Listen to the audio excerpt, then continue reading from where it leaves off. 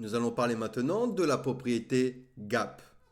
La propriété gap fonctionne comme gap en CSS. Seules les unités de pixels vont être prises en charge en React Native.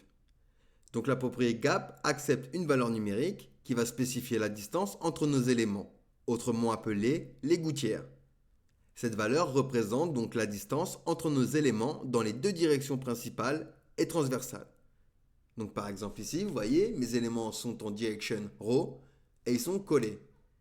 Ici, je vais rajouter donc un gap, par exemple 2. Et vous voyez, il y aura 2 pixels qui vont se mettre entre mes éléments. Si ici je mets 20, alors 20 pixels vont être mis entre chaque élément. Ceci ici, mais également ici. Donc voilà pour la propriété gap, très utile pour mettre de la gouttière. Bien sûr, vous pouvez utiliser rowGap pour simplement mettre de la gap au niveau des rangées. Comme vous pouvez utiliser simplement columnGap pour utiliser la gap simplement dans les colonnes. Donc si je retire ceci, eh ben j'aurai la même chose parce que ceci correspond à ceci. C'est une propriété raccourcie. Mais si j'en ai envie, je peux simplement utiliser columnGap 20 et ici je n'aurai pas d'autres gouttières en dessous de mes éléments.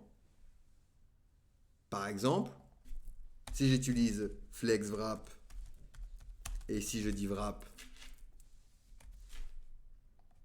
et que je viens coller mes éléments, vous voyez, je ne vais pas avoir de gap au niveau de mes rangées.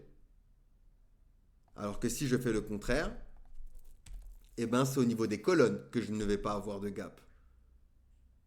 Donc voilà pour la gap, donc les gouttières, qui met de l'espace entre nos éléments. Gap, rowGap ou columnGap. N'hésitez pas à me poser des questions si vous en avez, sinon on va pouvoir passer à la suite.